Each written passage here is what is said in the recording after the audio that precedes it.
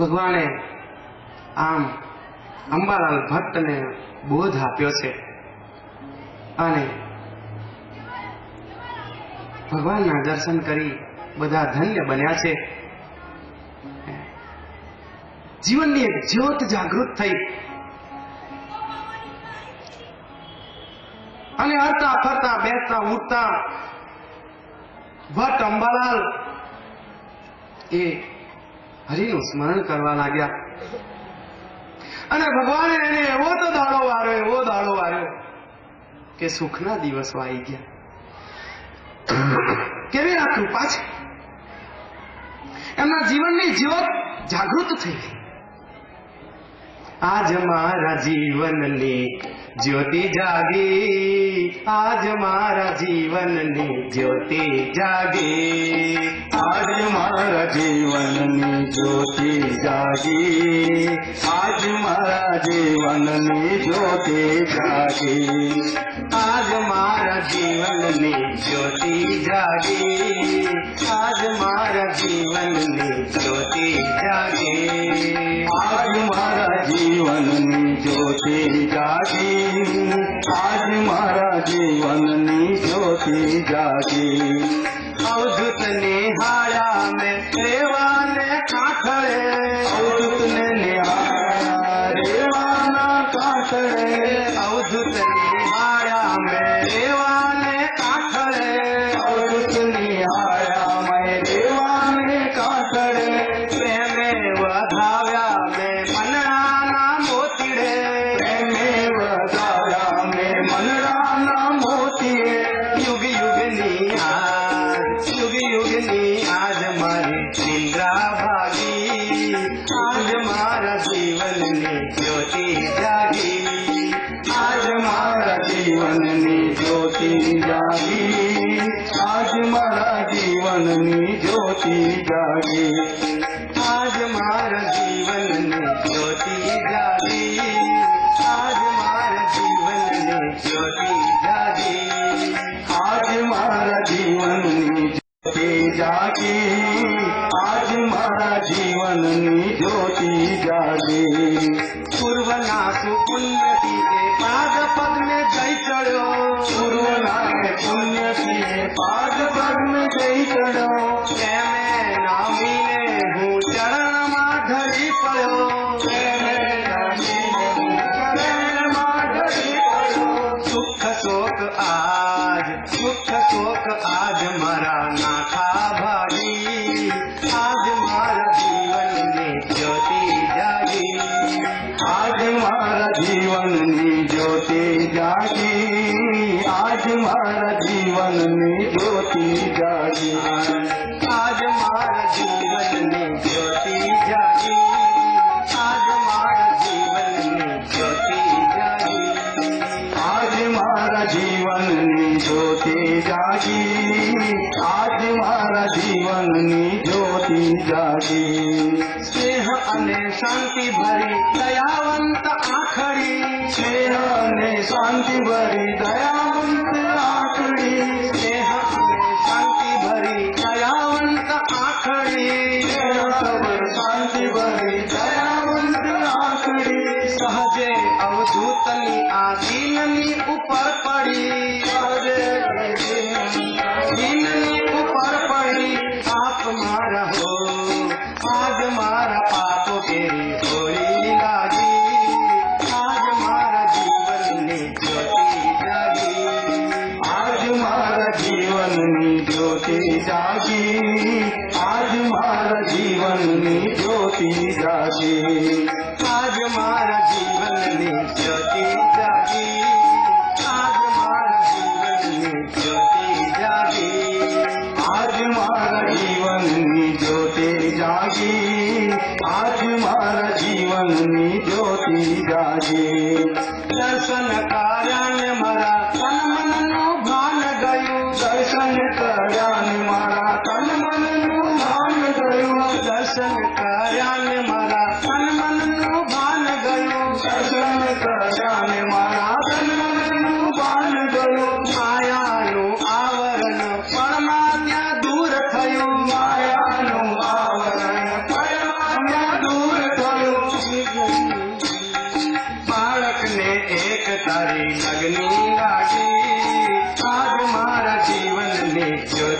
જાગી આજ મારા જીવનની જ્યોતિ જાગી આજ મારા જીવનની જ્યોતિ જાગી આજ મારા જીવનની જ્યોતિ જાગી આજ મારા જીવનની જ્યોતિ જાગી આજ મારા જીવનની જ્યોતિ જાગી આજ મારા જીવનની જ્યોતિ જાગી ક્ષણાવી સાથ તારા સ્મરણને ચડાવી રાખજે અવધૂત હવે તારા ચરણને રાખજે અવધૂત હવે તારા ચરણોને આજ મેં તો જીવનની ચિંતા ત્યાગી આજ મારા જીવનની જ્યોતિ જાગી આજ મારા જીવનની જ્યોતિ જાગી આજ મારા જીવનની જ્યોતિ જાગી આમ ભગવાન અવધૂતજીએ અનેકના જીવનની જ્યોતિ જગાડી છે. હા, બીજો એક પ્રસંગ મને યાદ આવ્યો છે.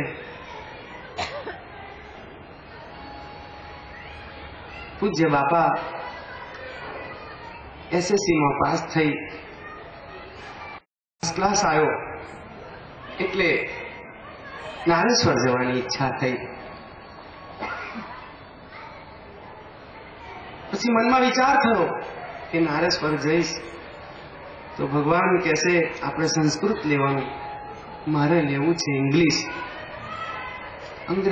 અંગ્રેજીનું રાજ અને અંગ્રેજીનું બહુ જ મહત્વ, બધે જ અંગ્રેજી ચાલે, એટલું બધું મહત્વ અંગ્રેજીનું. એટલે એમને નારેશ્વર જવાનો વિચાર માંડી વાળ્યો ને ઇંગ્લિશ લઈ લીધું. એન્ટર્ન ઇંગ્લિશ કે છે, અને એન્ટર્ન ઇંગ્લિશ કરે એટલે પ્રોફેસરશીપ મળે, એવું હતું પહેલા.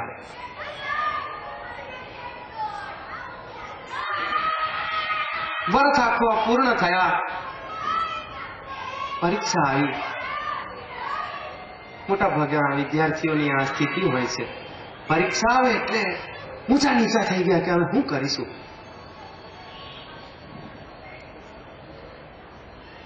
અને એક વિદ્યાર્થી આખું વર્ષ કરે અને પરીક્ષાના દિવસોમાં જ ખાલી વાંચે તો એની શું પરિસ્થિતિ થાય? આખું વર્ષ એને ભણવું જરૂરી છે. પરીક્ષા આવી એટલે ચિંતા પેઠી કે હવે શું થશે. ફોર્મ બી ભરાઈ ગયું અને નારેશ્વર ગયા. દૂર નર્મદા મૈયાને કિનારે ભગવાન સ્વયં બિરાજમાન છે. ઉનાળાના દિવસો છે.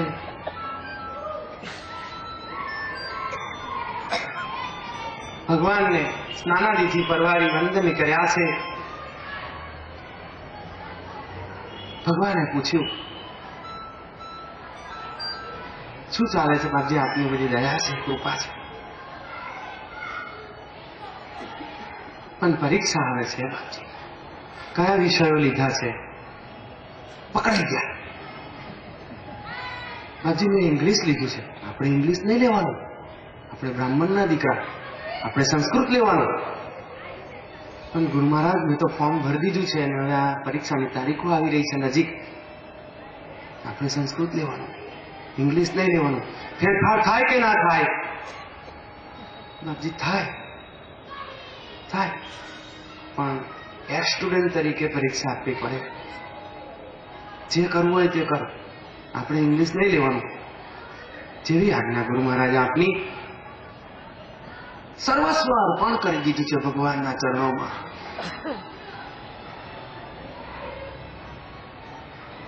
એટલે એ તો પરત આવી અને એક સ્ટુડન્ટ તરીકેની બધી તૈયારી કરી.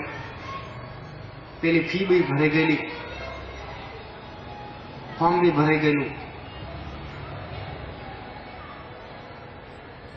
હવે ચાલતું તું ભાવ પ્રકાશ ટેક્સમાં, અને એ વાંચતા હતા કાવ્ય પ્રકાશ. આખો મહિનો એ વાંચ્યું, પૂર્ણ તૈયારી કરી. પરીક્ષાના છેલ્લા દિવસો છે, એકદમ નજીક આવી ગઈ. અમદાવાદ પરીક્ષા આપવા જવાનું હોય ને કોલેજના ગ્રાઉન્ડમાં 10 મિનિટ બાકી છે પરીક્ષાને. ત્યાં પોતે કાવ્ય ત્યાં ભગવાન અવધૂતજીને નારેશ્વરમાં ચિંતા થઈ કે જે વાંચવાનું છે તે આ ગોવિંદ વાંચતો નથી. જેની પરીક્ષા છે એને ખબર જ નહીં, આખી વાત ભૂલી ગયા. બીજું જ ટેક્સ્ટ બુક વાંચે, જે ટેક્સ્ટમાં હતી જ નહીં બુક, તે જ બુક વાંચે.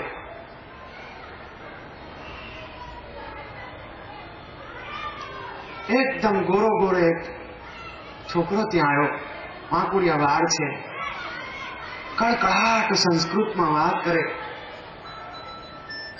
પૂછ્યું, ગોવિંદભાઈ શું વાંચો છો? કે હું કાવ્ય પ્રકાશ વાંચું છું. અરે આ ટેક્સ્ટ બુકમાં છે જ નહીં, ટેક્સ્ટમાં આ બુક છે જ નહીં, ભાવ પ્રકાશ છે. હવે છેલ્લી ઘડીએ કોઈ આવું કે આવીને કોઈ વિદ્યાર્થીને કે બેટા તારે આજે ગણિતની પરીક્ષા નથી, ગુજરાતીની છે. એને આખો મહિનો ગુજરાતીની મહેનત કરી હોય અને ગણિતની પરીક્ષા આવી ઉભી રહે તો એની શું દશા થાય? તમે સહેજ વિચાર તો કરો. એ વિદ્યાર્થીની પરિસ્થિતિ કેવી થાય? બાપા તો ગભરાઈ ગયા કે હવે શું કરીશું? ગોવિંદભાઈ, પેલો છોકરો ભય ભય કરે, તમે ચિંતા ના કરશો. 4 પ્રશ્ન અને 4 જવાબ હું તમને કહું છું, તમે સાંભળી લો. પછી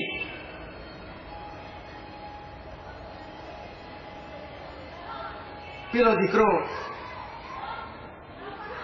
સડસડાટ સંસ્કૃતના પ્રશ્ન બોલ્યો અને એના જવાબ પણ બોલ્યો. અને છેલ્લો 5મો પ્રશ્ન વ્યાકરણનો હોય છે. છેલ્લે કહ્યું કે વ્યાકરણ તો બધે સરખું જ હોય ને. ક્યાં વ્યાકરણ તો બરાબર સરખું જ હોય.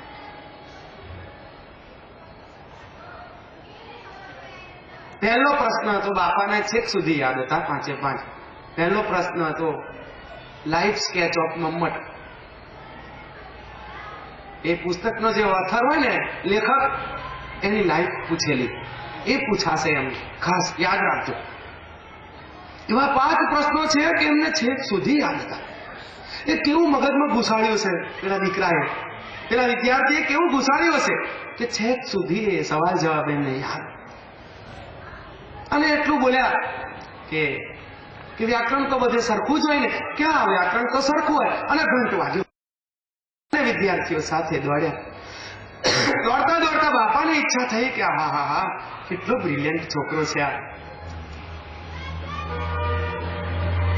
કેટલો હોશિયાર છે.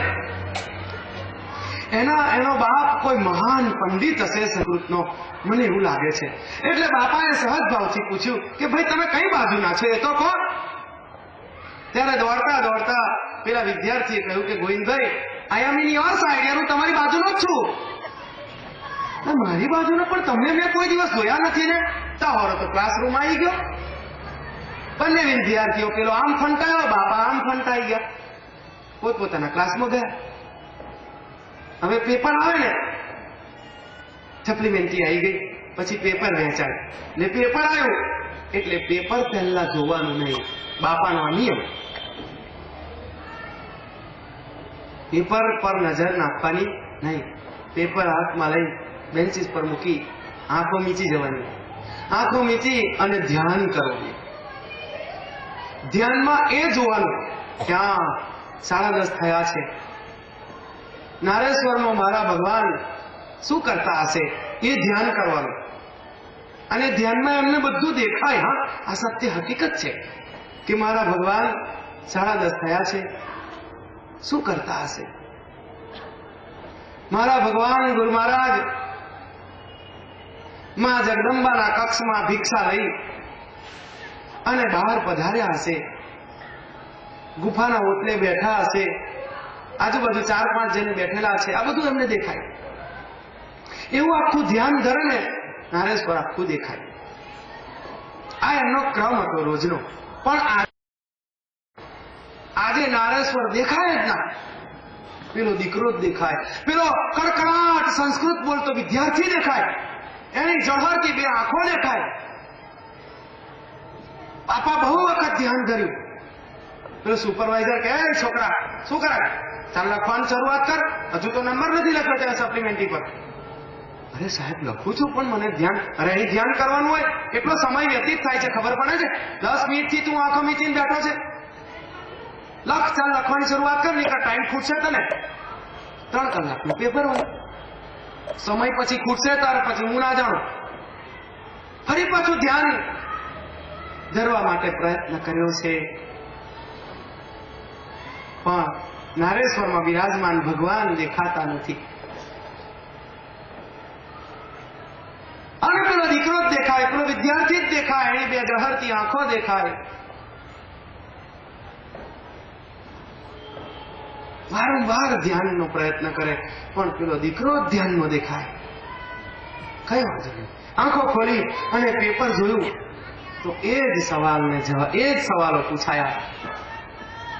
અને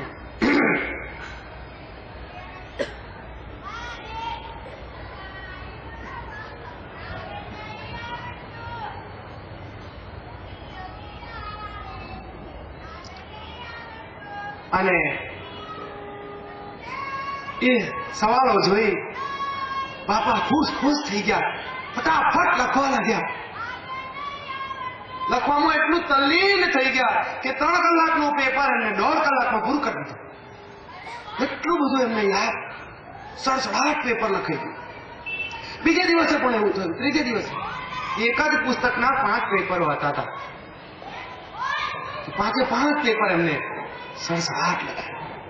આજુબાજુના વિદ્યાર્થીઓ પણ મસ્કરી, તું નપાસ થવાનો છે, હું લખે છે કઈ ખબર નથી પડતી. 3 કલાકનું પેપર સરકાર બોર્ડ તમને પૂરો સમય આપે છે, તું સમય નથી લેતો, શું લખે છે કઈ ખબર નથી પડતી, 1.5 કલાકમાં બહાર નીકળી જાય તું. અને પછી જયારે રિઝલ્ટ આવ્યું ને તો ફર્સ્ટ ક્લાસ ફર્સ્ટ આવ્યો. બહુ આનંદમાં થઈ ગયો, ખુશ થઈ ગયા. રિઝલ્ટ લઈ અને સીધા નારેશ્વર ગયા. બાપા ભગવાન સ્વયં પેલી જગ્યાએ બિરાજમાન છે, ઔદુંબરની નીચે માટીના ઓટલા પર પ્રભુ બિરાજમાન છે. અને 4-5 ગુરુ ભક્તો બેઠા છે. બાપા પણ ત્યાં જઈ દંડવત પ્રણામ કરી ગોઠવાયા છે. સાયં સ્મરણનો સમય થયો એટલે બધા પોતપોતાની રીતે ઉભા થઈ ત્યાંથી નીકળી ગયા છે. હવે બાપા અને ભગવાન બે જ. બાપાને એમ કે ભગવાનનું આસન લઈ ખંખેરી એમની સાથે સાથે જઈશ. જ્યાં એકાંત મળ્યું એટલે ભગવાને પૂછ્યું, થઈ ગયો પાસ? હા બાપજી, પાસ થઈ ગયો બાપજી, હું ફર્સ્ટ ક્લાસ ફર્સ્ટ આવ્યો. કઈ ટેક્સ ચાલે છે એ તો ભાન નથી. મારા ગુરુ મહારાજ, તમે વિદ્યાર્થીનું સ્વરૂપ લઈને આવ્યા, ભગવાન મને પરીક્ષામાં સહાય કરી. મારા ગુરુ મહારાજ, તમે કેવા દયાળુ છો. એવું કહેતા તો સડસડાટ ભગવાન ચાલ્યા ગયા, સીધા ગુફાના ઓટલે. સેંકડો માણસો ભેગા થયેલા સાયં સ્મરણ માટે. પછી તો કઈ બોલાય નહીં. બાપા કૃતજ્ઞ ભાવથી લાગ્યા, નિરખવા લાગ્યા. એ દિવ્ય અદભુત મૂર્તિને નિરખવા લાગ્યા કે ભગવાન તમે કેટલા દયાળુ છો. એક ભક્ત કયું પુસ્તક વાંચે છે, એને કયા પુસ્તકની પરીક્ષા છે, ભગવાન એની પણ તમે કાળજી રાખો છો. અને મારા લીધે પ્રભુ અમે તો કોટી અપરાધ કરનારા છે. મારે લીધે છે નારેશ્વરથી એક વિદ્યાર્થીનું સ્વરૂપ લઈને તમે પધાર્યા અને મને ફર્સ્ટ ક્લાસ ફર્સ્ટ અપાયો પ્રભુ. એમ કરીએ દિવ્ય અદભુત મૂર્તિને નિરખવા લાગ્યા. આંખમાં આંસુ વહી જાય છે.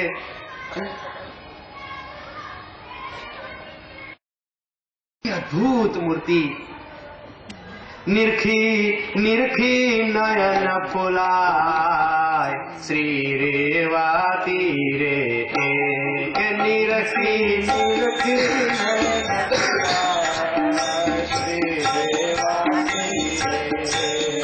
નિરખી નિરખી નયન ફોલાય શ્રી રેવાતી રે